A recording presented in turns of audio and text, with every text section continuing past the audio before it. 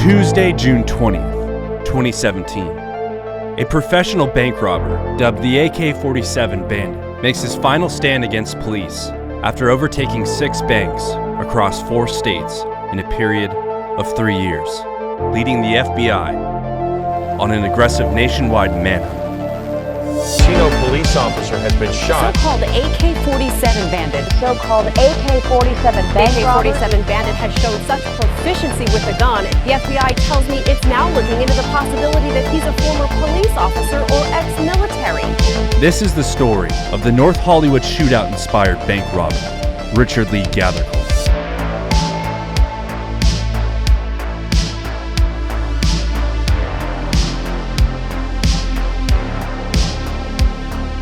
Born and raised in the small town of Roundup, Montana, Richard Lee Gathercole, from an early age, set his sights on a career in law enforcement, but once described as a conspiracy theorist, with an affinity for firearms, which is basically all of us. Pull it up, Jamie. Gathercole would soon find himself caught in the red tape of the grueling hiring process held by CLIA-accredited law enforcement agencies. Realizing he was unwanted, Gathercole tried his luck casting applications out of state and found success with a small sheriff's office as a reserve deputy.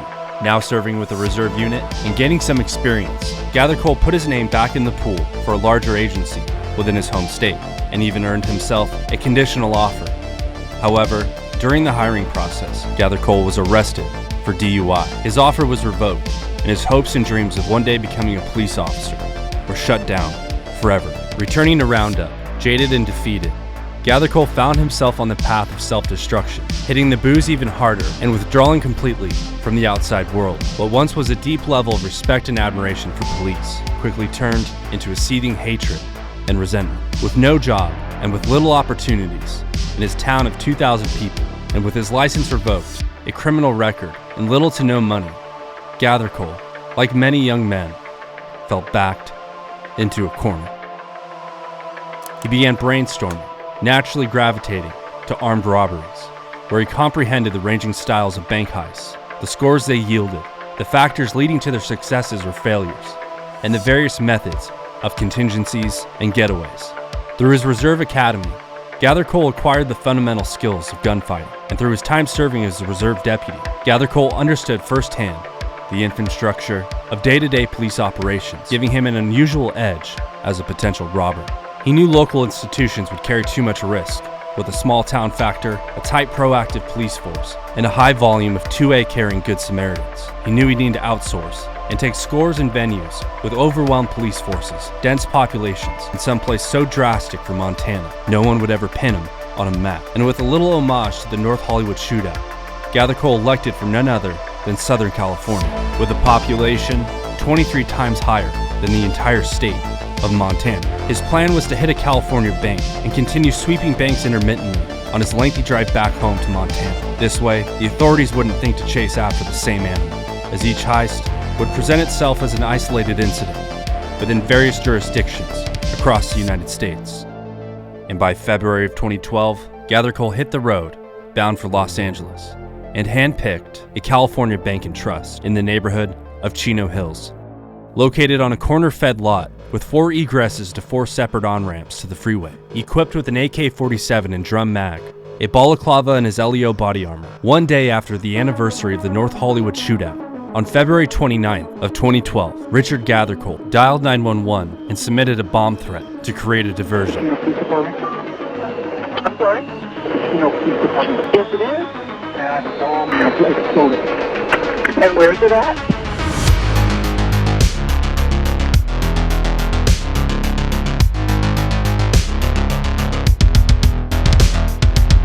Seconds after his phone call, Gathercole burst through the bank doors and demanded the money. Robberies, heavily armed 1032. Officers tied up investigating the bomb threat scrambled to respond. George 110 is the main positive measure for pursuit. As he made his escape, Gathercole spotted a Chino police cruiser and opened fire, seriously wounding the officer before fleeing the scene and making out with a score of $12,000. Although successful, the botched heist brought on unprecedented heat. Chino police officer has been shot. However, the word is he was able to drive himself to the medical center. He fires like 4 shots at the car. Boom, boom, boom, boom. The FBI suspects he also called in a bomb threat as a diversion. AK-47 Bandit has shown such proficiency with the gun, including right here at this bank. The FBI tells me it's now looking into the possibility that he's a former police officer or ex-military. If you have any information you believe can be helpful to solve this crime series, please contact the Chino Police Department immediately. Help us bring the AK-47 Bandit to justice before he strikes again. FBI Special Agent Kevin Bowles of the Los Angeles Field Office responded to the scene and realized the suspect's diversionary tactics, coupled with the suspect's level of violence, made Special Agent Kevin Bowles certain the AK-47 Bandit would not only strike again, but become a huge fucking problem. And only 10 days later, he was right, as on March 9th, at approximately 9:45 a.m., Gathercole attempted a Tri-Counties bank 400 miles north of Los Angeles, in the heart of Sacramento. But this robbery would quickly fail, as the tellers shut down the bank once they spotted him approaching the door. Yeah, right now we're investigating an attempted bank robbery. Early this morning around 9:45, employees called police and advised that a subject with a mask was trying to get into a rear locked door. And 3 days later, on March 12th, at approximately 11 a.m., Gathercole hit and overtook a Sacramento Bank of the West in under 3 minutes, making out with a score of $7,000. With the authorities closing in, and not to push his luck, Gathercole waited until July 6th before hitting a Chase Bank in North Bend, Washington. He cleaned out the bank in 2 minutes flat, leaving with a score of $30,000. As the FBI stormed Washington State, Gathercole returned to Montana and purchased a flower shop to launder his new wealth. He'd hit another score of $10,000 6 months later, on November 7th in East Idaho. But despite his MO, the job would remain under the radar, bringing the investigation to a standstill. And as the weeks turned to months, and the months turned to years, the FBI began to lose sight as Gathercole virtually vanished into thin air. I've been mortified, 45, feeling like a Mordecai. I ain't regular, feel like Jordan wearing 45. Traumatized, victimized, seen some of my die. Knock you off a base with a bat when them slide. Homicide, genocide, televised, emphasize, perpetuating war to that nigga, he gon' pick a side. Hood ties from hood lines, my nigga doing dope lines. Don't run into the cops, that's a big exercise. Don't run into the cops, that's the motto.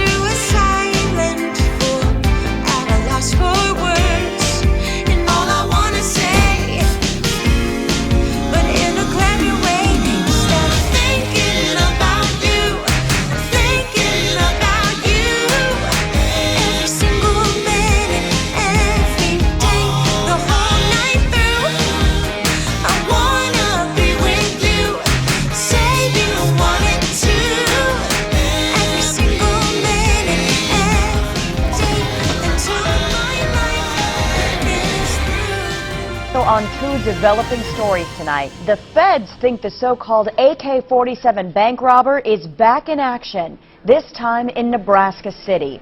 In 2012, he shot a police officer in Chino, California, then vanished for years until a week ago Friday. KETV News Watch 7's Alexandra Stone attended today's multi-agency news conference.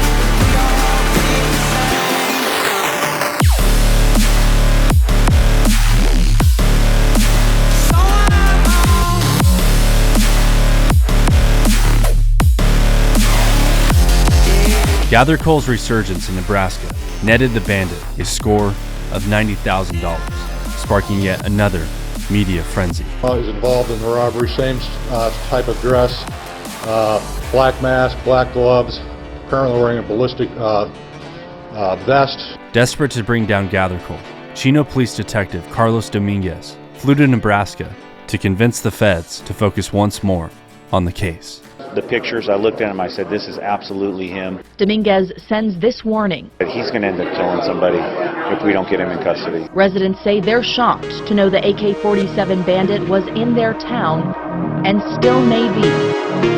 Gathercole remained in the area for the months to come, and by July of 2015, he would head east for the border of Iowa, where he'd strike an Iowa Heart Credit Union.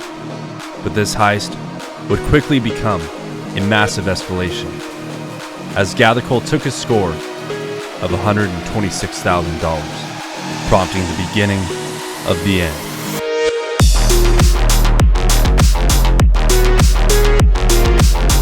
By 10 p.m., Gathercole spiraled out of control.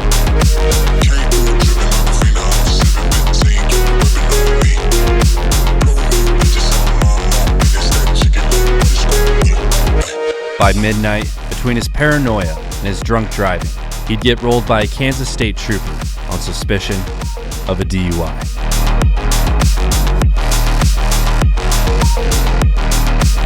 But by 12:05, Gathercole would exit his vehicle and open fire on the trooper. He'd flee the scene and get back on the road by 12:30, making a run for his motel in a desperate attempt to collect his money.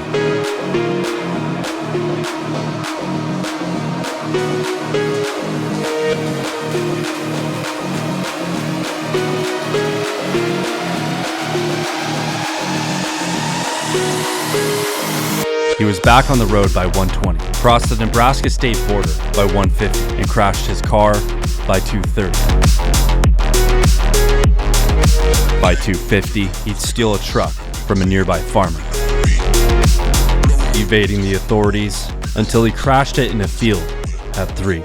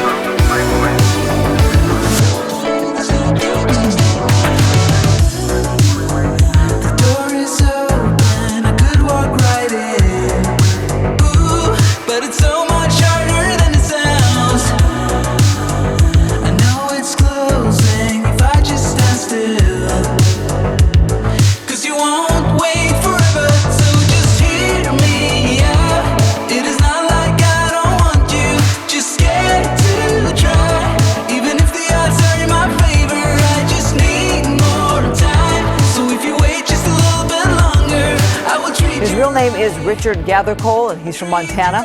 He was arrested last week accused of shooting at a state trooper in Kansas. A roundup man dubbed the AK-47 Bandit. Known as the AK-47 Bandit, is thought to be behind a string of bank robberies across the West, including a bank in Rexburg. Following his arrest, the FBI executed a warrant on his Montana home and discovered everything they needed to link him to the string of robberies. As the indictment came down, Gathercole took a plea deal and wasn't to be prosecuted by a total of 4 states, and for other violent crimes, including the shooting of the Kansas State trooper and the Chino police officer.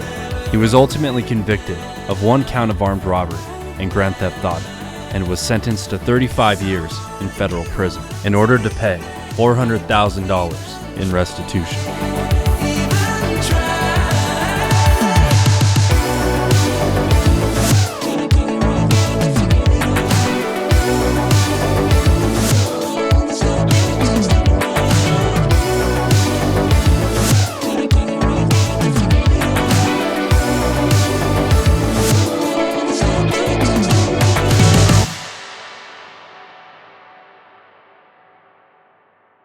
Hey guys, if you enjoyed this video, be sure to hit that subscribe button. There's a lot more videos in the works, and you don't want to miss them. And also be sure to check me out over on Instagram as well. I'll be doing a live Q&A after this upload. Thank you guys so much for watching, and I'll see you in the next video.